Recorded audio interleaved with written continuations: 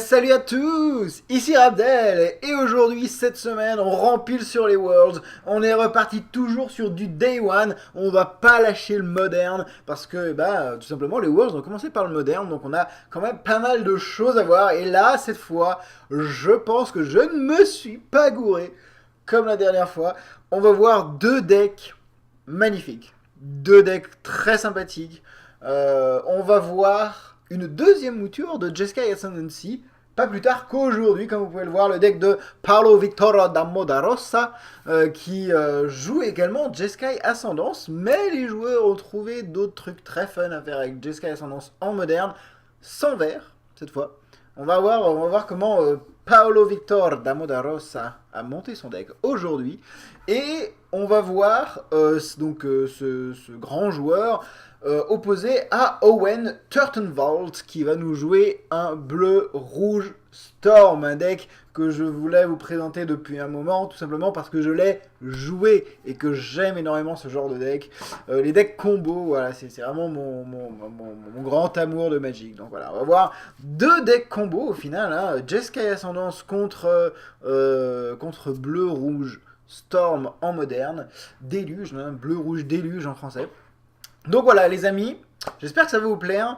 C'est la deuxième semaine qu'on va faire sur le moderne en Day One. Je vous rappelle le principe. Je commente les deux decks et ensuite on regarde le BO3 qui a vu s'affronter ces deux joueurs dans les Worlds, round 6 cette fois. Si vous voulez voir, la semaine dernière j'ai fait au final la review d'un bleu-rouge aggro et d'un cost de gestation. Et au final, je me suis gouré, donc il y a en partie, il y a Cause de Gestation contre Abzan Agro en moderne, très intéressant comme partie. Je vous conseille d'aller voir ça sur la chaîne YouTube, Rabdel Jobard, et en même temps, n'hésitez pas à vous abonner à la chaîne, ça me fera super plaisir. N'hésitez pas à liker, à commenter ces vidéos, à les partager. Voilà, faites vivre la communauté Rabdel Jobard, merci à tous. Il y a beaucoup de gens qui font ça et vous êtes géniaux. Merci à tous. On est parti pour ce Jeskai Ascendance en moderne, deuxième mouture, hein, c'est la deuxième mouture que je commande. On avait vu la première mouture avec du ramp, du vert et au final un espèce de mana infini into j'arrive à te kill avec le fetch, hein, Glittering Witch, qui permet d'aller chercher un kill approprié, tout simplement. Là, on va voir une autre mouture intéressante avec, avec seulement blanc, bleu et rouge en couleur. On est parti avec, donc bien entendu, hein, on va repasser très rapidement sur Jeskai Ascendance, qui est la carte de base, qui nous vient de Khan de Tarkir et qui a explosé dans ces Worlds, hein, qui nous a montré, on a énormément de moutures de Jeskai Ascendance, et comme vous pouvez le voir, elles ont bien perfé sur la gauche, hein. Il y en a plein à 9 points, là on a une mouture à 6 points. La mouture Fate's Teacher, en gros, on voit la créature Fate's Teacher, qui donc est une deuxième mouture que je n'ai pas encore commenté. Jeskai Ascendance, donc je rappelle, quand vous jouez un sort dans créature, toutes les créatures que vous contrôlez gagnent +1/+1, elles se dégagent et vous pouvez looter, donc piocher 1, défausser 1. Donc, énormément d'effets. L'objectif, bien entendu, vous allez le voir, avec une bonne pléthore de sorts, jouer des sorts très peu chers pour potentiellement piocher des cartes, plus looter, plus dégager des créatures. Et essayer, bien entendu, par ce biais d'avoir du mana, continuer à comboter avec l'ascendance de Jeskai. Et au final, eh bien, tuer là, principalement, le kill. C'est un terrain, mes amis, c'est un terrain. C'est Ferry Conclave, un terrain que j'aime énormément, que j'ai joué en son temps en version originale quand je jouais encore à Magic quand j'étais jeune. Après cette extension, je crois que j'ai même fait une pause d'un bon moment. L'extension dans laquelle sont sortis tous les terrains animables qu'on peut animer, donc pour avoir des créatures et s'amuser donc à attaquer avec les terrains. Là, c'est le terrain bleu animable qui devient 2-1 vol jusqu'à la fin du tour. Et bien entendu, vu que c'est une créature, on va pouvoir le dégager avec l'ascendance de Jeskai, c'est le but. C'est ça qui est très intéressant. Donc c'est pour ça que je monte cette carte en premier. On va donc très rapidement faire la base de terrain, hein. On ne va pas forcément énormément détailler parce que c'est quasiment toujours le même but. On va avoir 4 fetchlands grève inondée, bien entendu, on va avoir 4 lacs de montagne bouillants, Scalding Town, des fetchlands pour aller épurer sa bibliothèque de terrain et aller chercher les terrains dont on a besoin. C'est toujours le même principe, hein, bien entendu. 2 îles, parce qu'on peut aussi aller, on peut vouloir trouver des terrains de base dans sa bibliothèque, c'est pour ça qu'il y a 2 îles, une montagne et une plaine, parce qu'en moderne, il y a une carte très ennuyeuse qui s'appelle Blood Moon, ou Lune de sang en français, et Blood Moon dit que les terrains non basiques sont des montagnes, et si on n'a pas de terrain de base contre Blood Moon, et ben on est un petit peu dans la mouise, tout simplement. Donc voilà, contre un adversaire qui va jouer potentiellement des Blood Moon, des Lunes de sang, on a envie d'avoir des terrains de base. Donc les Fetchland, hein, les terrains de récupération, j'ai vu ça, ce terme en français, les terrains de récupération, le terme français qui veut dire Fetchland.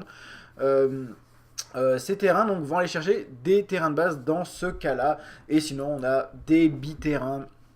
Ici, on a 2 conduits de vapeur, on a une Messaride, encore une fois, un Fetchland, le blanc-rouge. Cette fois, on a 4 rouges-blancs, 4 rouges-bleus, 4 bleus-blancs et un blanc-rouge. On a une 6 Chrome Coast, encore une fois, une côte de la mer de Chrome. Ce terrain Miraudin qui, quand il est posé très tôt dans la partie, ben, arrive en jeu de dégager. C'est une très bonne alternative au Biland, au Shockland en fait, parce qu'ils sont quand même, il est quand même très facile de les mettre en jeu dégagé. Et sinon, bah, c'est principalement des biterrains. On a vu déjà deux conduits de vapeur, Shockland. On a une fonderie sacrée, encore Shockland, blanc-rouge cette fois. Et on a une fontaine sacrée, blanc-bleu, Shockland, encore une fois. Donc voilà, la base de terrain est très simple, hein, très très simple. Et ensuite, on a 4 Fates Teacher. Et alors ça, mes amis, et alors ça, je dois dire que c'est génial. C'est tout bonnement génial.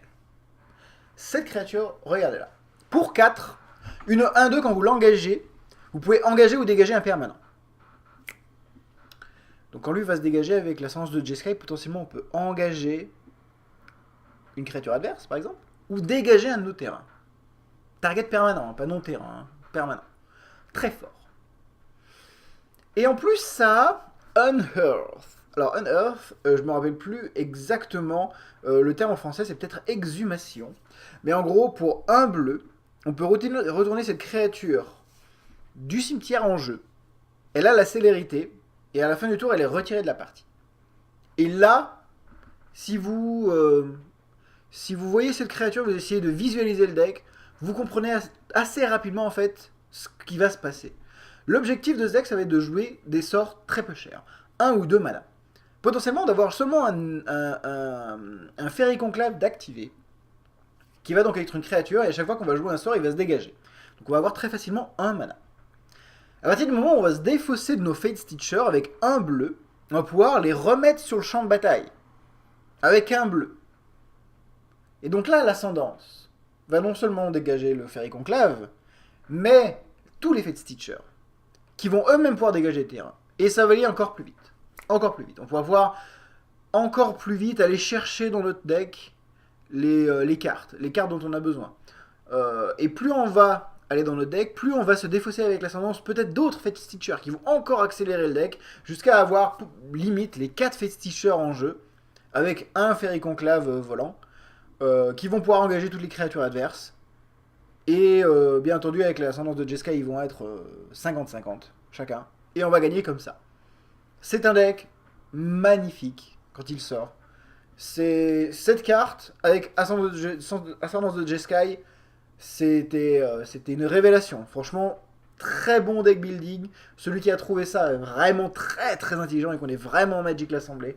Et donc Fate Teacher, Jeskai Ascendance, on verra dans les parties, hein, bien entendu, comment ça se passe. Mais je suis extrêmement fan de cette combo et de l'ajout aussi de ces terrains animables que j'aime énormément. Franchement, je suis très fan de ces decks. À côté de ça, bien entendu, on est en train de dire, on va jouer plein de sorts. Et donc, quel sort me direz-vous? Et ben on est parti très simplement. On va commencer par une carte de Khan de Tarkir qui est fouille temporelle, qui encore une fois est une carte de Khan of Tarkir qui traverse les formats et qui vient se greffer de partout. Et à raison, bien entendu, je vous rappelle, hein, pour 8 en éphémère avec fouille. Sachant qu'avec Ascendance de Jeskai, on met quand même pas mal de cartes dans notre cimetière. Hein. Avec fouille, vous regardez les 7 cartes du dessus de votre bibliothèque, vous en prenez 2 dans votre main, vous mettez le reste au-dessous de votre bibliothèque dans l'ordre que vous voulez. Oui, n'importe quel ordre. C'est énorme. C'est énorme. Ça permet de regarder 7 cartes, d'en prendre 2, les 2 cartes dont vous avez besoin. 7 cartes, c'est énorme. Hein. On a vraiment beaucoup de choix. On prend les 2 cartes qui vont aller le mieux à la situation actuelle. Et voilà. Donc c'est excellent. Si on est en train de comboter, on va pouvoir par exemple aller chercher des sorts gratuits. On va voir qu'on a des sondes Gitaxiennes qui sont gratuites pour encore plus facilement dégager, faire du mana et faire à peu près ce qu'on veut avec nos cartes. Donc voilà. Fouille temporelle, sort énorme, bien entendu. On continue, pour un bleu et un rouge, on a Charme d'Izet, donc ce charme qui était en Retourne to Ravnica, je crois, ou Gate Crash, une de ces extensions. Je crois que c'est Retourne to Ravnica, qui avait le charme d'Izet. Alors le charme d'Izet, c'est assez simple, on choisit un parmi, contrecarrer le sort de créature ciblée, à moins que son contrôleur paye 2, infliger 2 dégâts à une créature, ou piocher 2, défausser 2. Et les 3 sont très utiles contre énormément de formats. En miroir, ça permet de contrer des ascendants, ça permet de contrer des causes de gestation. Bien entendu, c'est un sort, donc ça marche très bien avec ascendant. Ça permet de piocher 2, défausser 2, donc encore plus turboté avec Jeskai Ascendance. Enfin bon, le charme d'Izet, il y a rien de mauvais dans ce sort. On peut blaster un électromancien contre Storm, on peut faire énormément de choses avec le charme d'Izet. Et j'ai été surpris de voir ce charme d'Izet dans ce deck en 4 exemplaires surtout. Mais au final, c'est complètement justifié. Tout est bon dans l'ascendance de Jeskai. Oui, dans l'ascendance de Jeskai, oui, mais dans le charme d'Izet aussi. On a 4 écurages de pensée. Cette carte est aussi complètement viable, complètement bien dans ce format. Pour un bleu, on pioche une carte. Just, c'est pas mal. Pour un bleu, on pioche une carte et on met les 2 cartes du dessus d'une bibliothèque dans le cimetière de ce joueur. On va principalement se cibler, parce que ça va remplir notre cimetière pour la fouille. Et voilà, pour un, on va piocher, déclencher l'ascendance, et semeler pour fouiller. Tout est bon dans écurage de pensée dans ce deck, donc on va prendre en 4 exemplaires, bien entendu. On continue avec des sorts, je vous l'ai déjà dit, hein, on va les voir dans tous les decks modernes, à peu près, qui jouent du bleu. C'est le Brainstorm moderne, c'est une vision du sérum, un sérum vision, pioché en rituel pour un bleu et regardeux, c'est excellent. C'est très peu cher, ça va déclencher l'ascendance 4 fois dans le deck, bien entendu. Et encore une fois, le deuxième sort qu'on verra très très souvent quand il y a du bleu, Sonde Gitaxian, un sort gratuit, parce qu'il coûte soit un bleu, soit 2 points de vie seulement à jouer, donc il peut être gratuit, on pioche, on regarde la main de son adversaire, c'est un sort gratuit qui déclenche l'ascendance, qui fait piocher, voilà. On n'en parlera jamais assez, mais ces sorts sont énormes, voilà, tout simplement. Tout simplement, on a 3 Pass to Exile, chemin vers l'exil, pour un blanc en éphémère, retirer de la partie une créature, son contrôleur peut aller chercher un terrain de base et le mettre en jeu engagé. Ça c'est très bien, c'est excellent, notamment contre les Thermogolf. Voilà, contre Thermogolf, Pass to Exile. Il n'y en a pas un 4ème d'ailleurs en réserve. Mais oui, contre Thermogolf principalement. C'est bête qu'on a déjà vu être 4-5 ou 5-6 au tour 2 ou tour 3, comme ça. Bien entendu, on va les mettre, on va les exiler avec Pass of Exile. Pass to Exile. Normal. Très bon sort. Très très bon sort. C'est le retour au pays en moderne. C'est marrant, hein, comme on voit des correspondances comme ça entre les cartes. Vision de l'île du sérum, c'est le brainstorm moderne. Pass to Exile, c'est le retour au pays moderne. Voilà. Et par contre, le moderne conserve Lightning Bolt, bien entendu. Petite foudre, très sympathique, bien entendu, pour un rouge en éphémère. Infliger 3 dégâts aux joueurs ciblés. Bah, si on a que ça, on va mettre 3 à un adversaire et on va déclencher l'ascendance pour continuer à comboter. Pourquoi pas? Donc voilà, bien entendu, foudre, sort très puissant. En parlant de sort très puissant également, on a 3 remandes, bien entendu. Pour un incolore et un bleu, contrecarrer le sort ciblé. Si ce sort est contrecarré, il reva dans la main de son propriétaire. Mais vous piochez une carte. C'est souvent tout ce qu'on veut dans un deck. Surtout là en combo, c'est tout ce qu'on veut. Si on arrive à contrer le sort de notre adversaire, et ben, on va en plus avoir un avantage de carte parce qu'on va piocher. Excellent. C'est très très bien. C'est très très bien. Donc remande, bien entendu, en 3 exemplaires dans ce deck. Et une petite fortune des mers pour 8 en rituel, on rappelle avec fouille, donc potentiellement pour 1 piocher 3. Pour 1 piocher 3, c'est plutôt pas mal. On a très rarement fait mieux dans Magic, l'Assemblée, voire jamais. Voilà. Donc bien entendu, fouille temporelle. Oui, fouille temporelle c'est bien, mais fortune des mers aussi. Voilà, tout simplement. On a pas trop de fouilles, on a un équilibrage sympathique au niveau de la fouille. Paolo s'est arrêté sur cette composition de deck qui me semble vraiment sexy. On va la voir en jeu dans quelques jours dans la partie. Hein. Demain, on va faire bien entendu Bleu-Rouge Storm. Son adversaire, hein, Owen Turtenwald. On va juste finir par la réserve. Donc pour 2 bleus, Deprive, en plus de jouer Deprive, vous pouvez renvoyer le terrain ciblé que vous contrôlez dans la main de son propriétaire pour contrecarrer un sort. Je suis assez surpris de voir ça dans une réserve tout de même. Pourquoi cet homme aurait-il envie de renvoyer un terrain dans sa main? C'est surtout ça hein, qui me pose des questions. Je ne vois pas. C'est un contre-sort, hein, donc c'est très fort. Peut-être qu'il a envie de rentrer ça contre des sorts de créatures, peut-être à la place d'un romande, quelque chose dont il voudrait se débarrasser à tout prix, mais pourquoi un seul Pourquoi un seul Non, je ne vois pas. Je dois dire que je ne vois pas. Eh bien, c'est une question ouverte. Deprive, pourquoi une seule instance de ce sort? Peut-être qu'il va vouloir fouiller avec son ascendance pour aller le chercher dans une certaine situation. Mais alors laquelle, je ne vois pas. Je dois avouer, je ne vois pas. J'aimerais bien savoir d'ailleurs.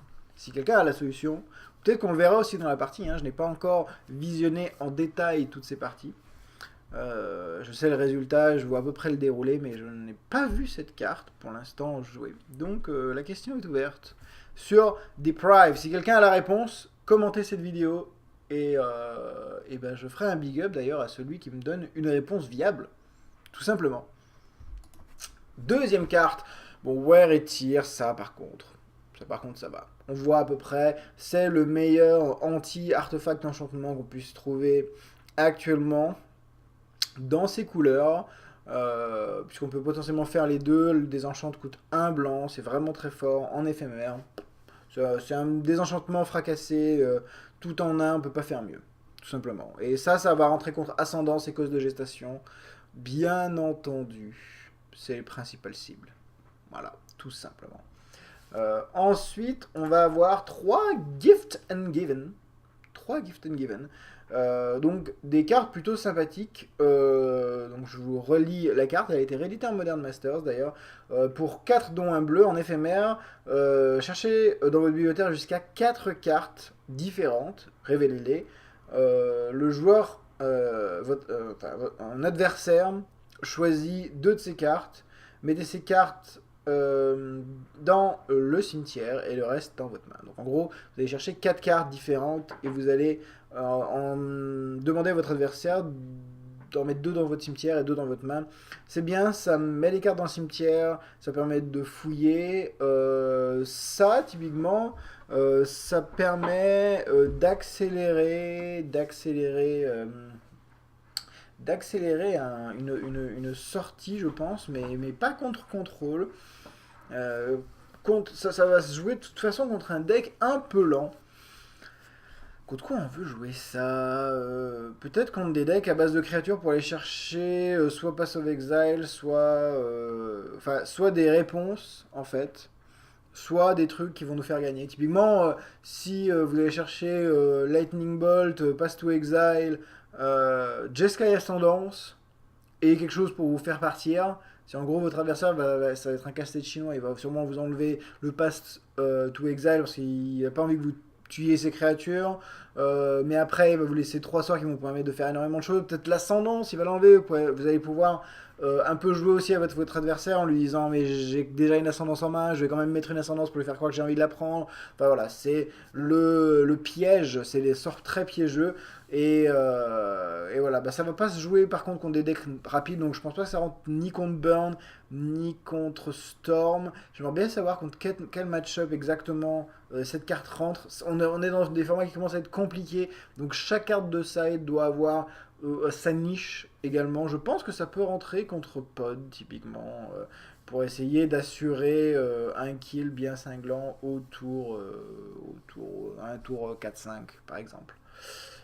Contre un deck qui ne va pas contrer, qui ne va pas jouer de Manaïk, typiquement. Unburial Rites. Mettez une carte de votre cimetière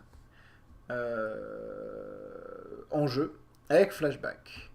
Donc ça, encore une fois,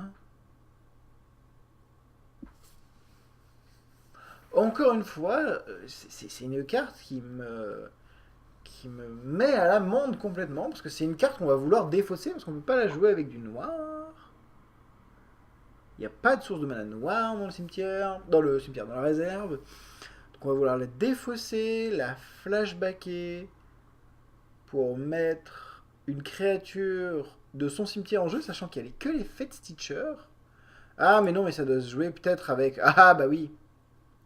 Oh, ah. Oh, ah. Oh. Ah. Oh. D'accord.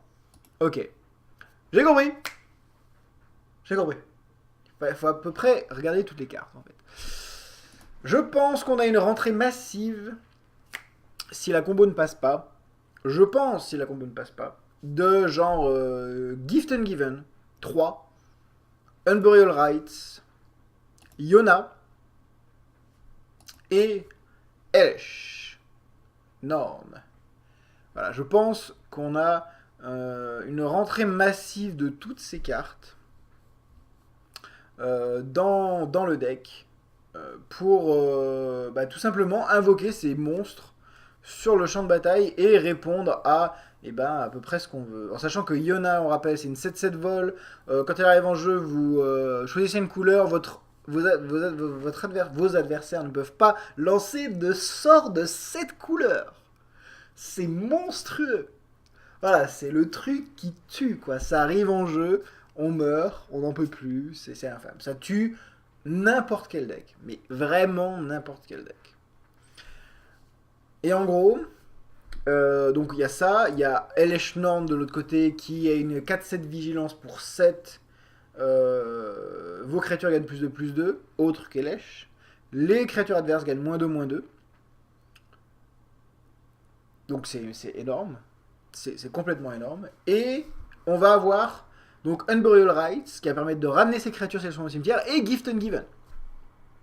Donc le concept, c'est à un moment, de toute façon, on va avoir, avec l'ascendance, on peut se défausser, on a plein de moyens de se défausser. On va avoir Yona ou Elesh, ou les deux, et Unburial Rites dans le cimetière.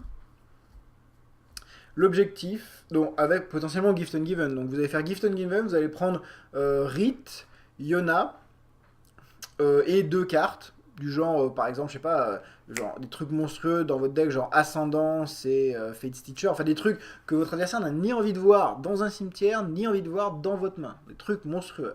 Et à un moment, avec Ascendance, par exemple, ou avec vos sorts, genre Charm DZ, vous allez vous défausser de Rite et de Yona s'ils sont dans votre main. S'ils sont pas dans votre main, eh ben, ils sont déjà dans votre cimetière. Vous allez faire Rite sur Yona, mettre Yona en jeu, dire la couleur adverse, la couleur que votre adversaire joue qui va lui faire le plus la fesse. Et il va juste concéder instantanément à la partie. Hein, parce qu'on ne peut pas vraiment rien faire contre une Yona bien placée. Et voilà, en gros, on a une espèce de kill alternatif au deck. Et ça, j'aime beaucoup. Je ne comprenais pas sur Gift Given, je ne comprenais pas dans Real Rats, mais maintenant que je vois tout, je comprends beaucoup mieux. Et je pense même qu'il est possible de rentrer Deprive. En gros, on peut rentrer plein de trucs pour enlever genre les 4 féticheurs, les 4 ascendances, et jouer Gift and Given, Unburial Rights juste pour faire le fion à votre adversaire, tout simplement. C'est le but. Donc j'aime énormément, c'est très très drôle, comment rentre votre adversaire complètement fou. Voilà, très bonne donc contre-combo dans le sideboard. Waouh, excellent, j'espère qu'on va voir ça d'ailleurs dans la partie que je vais vous proposer. On finit par Swan Song. Pour 1 contre un sort d'éphémère, d'enchantement, de rituel, votre adversaire a une 2 de vol. Ça c'est contre-contrôle. Hein, parce qu'on veut des contres très peu chers. Et on s'en fout qu'il ait des créatures, parce que si on part en combo, on a fait Stitcher pour engager sa 2-2 volante. Donc ça va. On prend. On va prendre aussi un pacte de négation, pour exactement la même raison. Parce que tout simplement, on a envie de pouvoir contrer pour quasiment rien, parce qu'on est en train de bleu-bleuter, et notre adversaire, s'il joue contrôle, bah, il va falloir nous contrer au moment fatidique. Typiquement... voilà, j'ai commencé à faire un ou deux trucs, j'ai 2 manas dégagés, mon ascendance, etc. Paf, pour 2, je vais fouiller, je vais faire ma fouille temporelle. Paf, et là, je peux partir en combo. Très facilement. Et là, le jeu contrôle va vouloir contrer. Vous n'avez plus de mana dégagé. Donc, si vous avez un pack de négation, vous êtes bien. Voilà, tout simplement. Donc, ce pack de négation et les Swan Song aussi, les chants du cygne, sont faits pour contrer... très peu cher, hein, voilà. Et pourquoi jouer pourquoi se priver de jouer Swan Song quand on a largement de quoi jouer autour de la 2 de vol avec l'effet de Stitcher. Voilà, tout simplement. Donc ça c'est contre contrôle. Et ensuite Timely Reinforcement pour 3 en rituel. Si vous avez moins de points de vie que votre adversaire, vous gagnez 6 points de vie.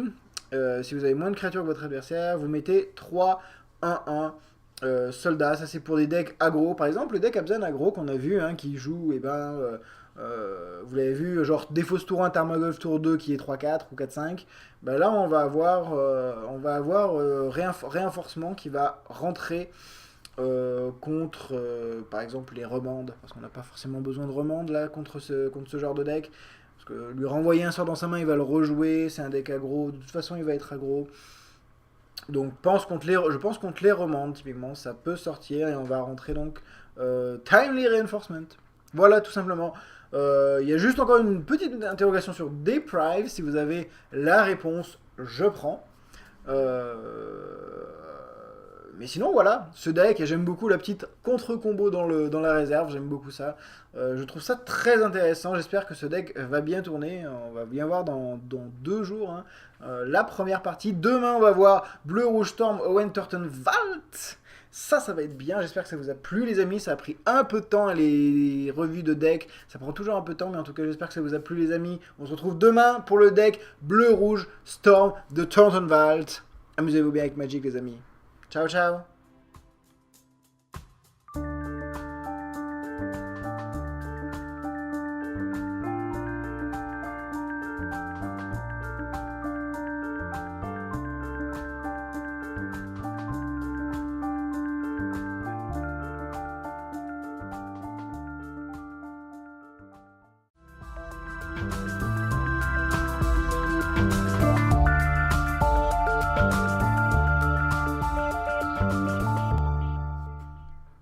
Et salut à tous, ici Rabdel, et aujourd'hui, cette semaine, on rempile sur les Worlds, on est reparti toujours sur du Day One, on va pas lâcher le moderne, parce que, tout simplement, les Worlds ont commencé par le moderne, donc on a quand même pas mal de choses à voir, et là, cette fois, je pense que je ne me suis pas gouré, comme la dernière fois, on va voir deux decks magnifiques, deux decks très sympathiques, on va voir une deuxième mouture de Jeskai Ascendancy, pas plus tard qu'aujourd'hui, comme vous pouvez le voir, le deck de Paolo Victor Damodarossa, qui joue également Jeskai Ascendance, mais les joueurs ont trouvé d'autres trucs très fun à faire avec Jeskai Ascendance en moderne, sans vert, cette fois.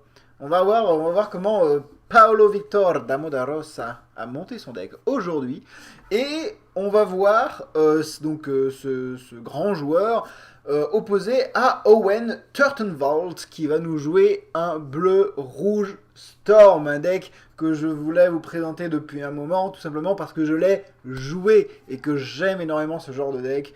Les decks combo, voilà, c'est vraiment mon grand amour de Magic. Donc voilà, on va voir deux decks combo au final, hein. Jeskai Ascendance contre bleu-rouge Storm en moderne, déluge, hein, bleu-rouge déluge en français. Donc voilà les amis, j'espère que ça va vous plaire.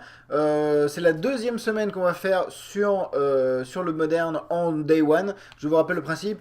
Je commente les deux decks et ensuite on regarde le BO3 qui a vu s'affronter ces deux joueurs dans les Worlds, round 6 cette fois. Si vous voulez voir, la semaine dernière j'ai fait au final la review d'un bleu-rouge aggro et d'un cost de gestation. Et au final, je me suis gouré, donc en partie, il y a Cause de gestation contre Abzan aggro en moderne, très intéressant comme partie. Je vous conseille d'aller voir ça sur la chaîne YouTube, Rabdel et Jobard, et en même temps, n'hésitez pas à vous abonner à la chaîne, ça me fera super plaisir. N'hésitez pas à liker, à commenter ces vidéos, à les partager. Voilà, faites vivre la communauté Rabdel et Jobard. Merci à tous, il y a beaucoup de gens qui font ça et vous êtes géniaux. Merci à tous. On est parti pour ce Jeskai Ascendance en moderne, deuxième mouture, hein, c'est la deuxième mouture que je commande. On avait vu la première mouture avec du ramp, du vert et au final un espèce de mana infini into j'arrive à te kill avec le fetch, hein, Glittering Witch, qui permet d'aller chercher un kill approprié, tout simplement. Là, on va voir une autre mouture intéressante avec, avec seulement blanc, bleu et rouge en couleur. On est parti avec, donc bien entendu, hein, on va repasser très rapidement sur Jeskai Ascendance, qui est la carte de base, qui nous vient de Khan de Tarkir et qui a explosé dans ces Worlds, hein, qui nous a montré, on a énormément de moutures de Jeskai Ascendance, et comme vous pouvez le voir, elles ont bien perfé sur la gauche, hein. Il y en a plein à 9 points, là on a une mouture à 6 points.